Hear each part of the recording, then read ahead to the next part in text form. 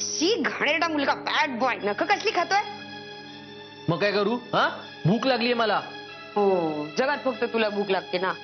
पण अरे बाळा, आत्ताच सगळी नख खाऊन टाकलीस तर उद्या काय खाणार? तू माझी चेष्टा करतेस? अगं ये, इथे भुकेने माझा जीव जाईल ना तेव्हा अक्कल येईल तुला. एकतर खिशात पैसे सुद्धा नाहीयेत, नाही तर एव्हाना बाहेर जाऊन काहीतरी खाऊन आलो असतो. आज घरात काही खायला मिळेल ना ह्याची दूर दूरपर्यंत काही चिन्ह दिसत नाहीयेत.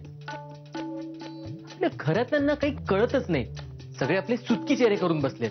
नाही, मी काय म्हणतो, बसायचं तर बसा ना, माझी त्याला काही हरकतच नाहीये. अगं पण इतरांचा काही विचार खाण्यापिण्याचा. हा गौरांग राजे, मला आत्ताच असं कळलंय की तुम्ही संत पदाला पोचलेले आहात. You are enlightened. म्हणजे तुला तो दिव्य साक्षात्कार झालेला आहे की जगात अन्न हे पूर्ण ब्रह्म, खाण्याशिवाय दुसरं काहीही नको. हा, बाकी जगामध्ये ना काहीही हो, तुला फरकच पडणार नाही ना. तू फक्त खाण्यात रममाण असणार, जेवणार, खाणार आणि खात राहणार आयुष्यभर ना. तू काहीही बोल, मला फक्त आता एवढंच कळते की मला खूप भूक लागलीये आणि मला काहीतरी खायला हवंय. बाकीच्या गोष्टींची काळजी मी कशाला करू? आणि तसंही हे घर जरी विकलं गेलं असतं ना तरी मी काय रस्त्यावर आलो नसतो. दादा ओळखडचा फ्लॅट आहे की आपल्याकडे.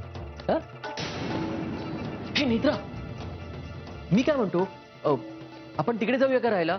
आणि तसंही वर खर्चायला पैसे असतील तुझ्याकडे. इथे राहण्यात काय पॉइंट आहे? छान ग माझं बाळ ते.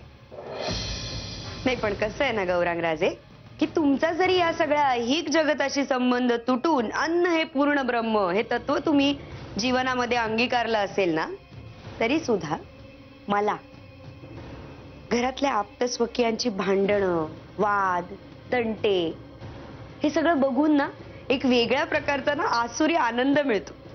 तुम्हाला खूप खायला मिळाल्यानंतर मिळतो ना, अगदी तसा. त्याच्यामुळे मी तरी हे घर सोडून इतक्यात कुठे जाणार नाही. आणि तो जो दादा होळकरने दिलेला फ्लॅट आहे ना, तो आपल्याकडचा शेवटचा पर्याय. उद्या पुन्हा एकदा आपल्यावर जर घर सोडून जायची वेळ आली ना, तर साठी ठेवलेला. लक्षात ठेवा.